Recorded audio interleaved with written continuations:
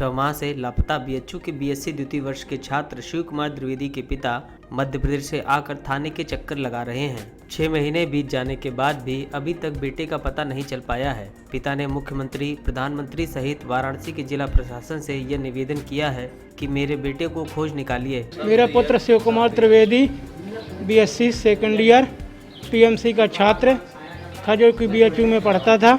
13 फरवरी रात्र 8:30 बजे अर्जुन सिंह नाम के लड़के ने 112 नंबर पे फ़ोन किया। वहाँ से 112 नंबर की गाड़ी आई और मेरे लड़के शिव कुमार त्रिवेदी को उठा के ले गई। उनका कहना है कि हमने लंका थाने में दिया। यह लड़का 3 दिन तक मेरे कमरे में नहीं पहुँचा, तो हमने गुमशुदगी की रिपोर्ट लंका थाने में लिखवाई।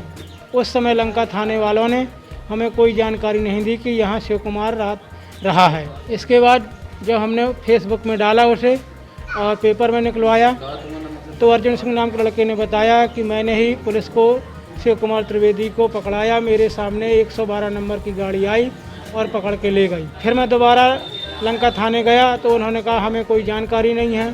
फिर मैं अर्जुन सिंह के द्वारा दी हुई गाड़ी का नंबर, ड्राइवर का नंबर लेके प्रभाकर चौधरी एसएसपी के पास गया। तो उन्होंने गाड़ी नंबर और ड्राइवर को बुलवा के उससे पूछताछ की, तो उसने कहा कि मैंने लंका थाने में छोड़ा है। तब वह मेरे साथ आया और भरत भूषण जी के सामने उसने कहा कि मैंने 13 तारीख को 8:30 बजे रात को लंका थाने में शिव कुमार त्रिवेदी को दिया था। तब भरत भूषण जी ने कहा कि तुमने जो लड़के ने बाथरूम कर दिया था थाने के अंदर, इसलिए हमने उसको छोड़ दिया। मुझे यकीन ही नहीं, पूरा विश्वास हो रहा है या तो मेरा लड़का पुलिस कस्टडी में उसकी डेथ हो गई या उन्होंने टॉर्चर किया, इसलिए वो मानसिक संतुलन खो बैठा और कहीं चला गया। मुझे उम्मीद है वाराणसी प्रशासन से, सीएम योगी जी से, संसदीय क्षेत्र प्रधानमंत्री जी से, IG, DIG, DM, district magistrate जी से कि मुझे न्याय दिलाएं। आखिरकार मेरा पुत्र लंका थाने से गया तो गया कहाँ? कहीं ऐसा तो नहीं कि लंका थाने वालों ने उसे पूछताछ के दौरान टॉर्चर किया हो और उसकी डेथ हो गई हो, या वो मानसिक संतुलन खो बैठा हो और कहीं चला गया हो। इसलिए मेरा यही सभी लोगों से निवेदन है कि मेरा साथ दें और मुझे न्याय दिलाएं। फिलहाल ये पिता हर जगह अपने बेटे के पोस्टर लगा रहा है। लापता शिव कुमार त्रिवेदी के पिता ने ये दावा किया है कि यदि उनका पुत्र नहीं मिला तो वो उसी लंका थाने पर जान दे देंगे। 16 तारीख को उसके संबंध में गुमशुदगी लिखी गई थी फरवरी में। उसके बाद पुलिस ने कंप्लेंट छपवाया, एससीआरबी को रिपोर्ट दी और सब जगह उसकी तलाश कराई गई है। उसके बाद उसके फेसबुक अकाउंट्स, व्हाट्सएप वगैरह की जांच कराई जा रही है और सारी चीज़ें उसके उससे मिलते जुलते व्यक्ति जो मिल रहे हैं उनकी फ़ोटो स्कैनिंग कराई जा रही है। लगातार पुलिस उसकी तलाश कर रही है, अभी तक मिला नहीं। अभी एक चीज़ सोशल मीडिया के उससे आई कि 112 की गाड़ी को एक कॉल की गई थी 13 फरवरी में। उसमें एक विक्षिप्त आदमी थाने पर लाकर बैठाया गया था। कुछ लोगों का कहना है कि वो विक्षिप्त आदमी वही था। अभी ये कंफर्म नहीं हो पाया है कि वो वही था या दूसरा था। इस मामले में जब हाईकोर्ट ने संज्ञान लिया तो जिले के एसएसपी को तलब किया और छात्र के न मिलने पर पूरे थाने को लाइन हाजिर करने के साथ सीबीआई जांच की सिफारिश की बात भी कही है।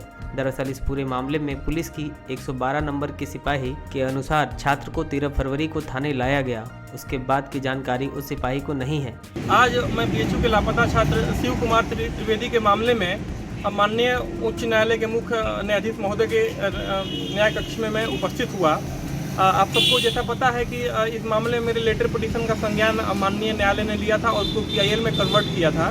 तो आज सरकारी वकील की तरफ से तमाम दांव पे चलाए गए थे। मैंने भी आप सबके आशीर्वाद से इफेक्टिव आर्गूमेंट करने की कोशिश करी और इसी खड़ी में न्यायालय मेरे से कन्विंस हुई और न्यायालय ने कहा कि ज़रूरत पड़ी तो इस मामले में हम सीबीआई इंक्वायरी का आदेश करेंगे, ज़रूरत पड़ी तो पूरी लंका थाने को लाइन हाजिर करेंगे। और माननीय न्यायालय ने कहा कि ये सीओ का एफिडेविट क्यों लाए हैं आप लोग? हाँ, हमने तो डीएम और एसएसपी को नोटिस जारी किया था ना। तो न्यायालय ने 3 सितंबर को वाराणसी एसएसपी को तलब किया है, कोर्ट ने बुलाया है और जो है पर्सनल एफिडेविट इस मामले में फाइल करने को बोला है। एक संज्ञान में ये भी आया है कि एक पागल को इन्होंने लंका थाने में बिठा रखा है और उसी को शिव कुमार त्रिवेदी साबित करने पर तुले हुए हैं, जबकि उसका एज 45 साल का है। न्यायालय ने कहा कि क्या कर रहे हैं आप, मिसचीफ कर रहे हैं कोर्ट के साथ, मजाक कर रहे हैं क्या। तो न्यायालय ने हालांकि उस पागल का फिंगरप्रिंटिंग का आदेश जो है दिया है कि चलिए फिंगरप्रिंटिंग करा लीजिए अगर आपको ऐसा कुछ लगता है तो मुझे लगता है कि प्रथम दृष्टया हम लोगों को कामयाबी मिल चुकी है। न्यायालय ने ये भी लताड़ लगाई जो है सरकारी उत्तर प्रदेश सरकार को कि बताइए 6 महीने से पुलिस क्या कर रही थी। आप जो भी प्रोसेस इंक्वायरी जो भी इन्वेस्टिगेशन है वो आप 12 अगस्त के बाद कर रहे हैं, उसके पहले आप कहाँ थे। तो मुझे लगता है अब हमको न्यायालय में भरोसा रखना चाहिए, न्यायालय हम सबके साथ खड़ी है।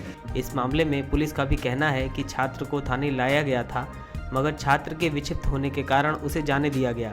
इसके बाद वो छात्र कहाँ गया इसकी जानकारी नहीं मिल पाई है। वाराणसी के वर्तमान एसएसपी अमित पाठक ने मामले को संज्ञान में लेते हुए जांच शुरू कर दी है। फिलहाल इस मामले में पुलिस की भूमिका पर भी सवाल खड़े हो रहे हैं।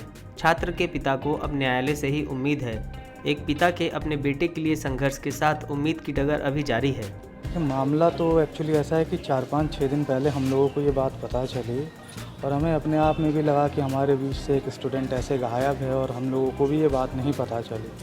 तब बाबूजी से मिले तो पता चलता है कि 13 फरवरी की रात से इनके लड़के का कोई सुराग नहीं है, कुछ पता नहीं है।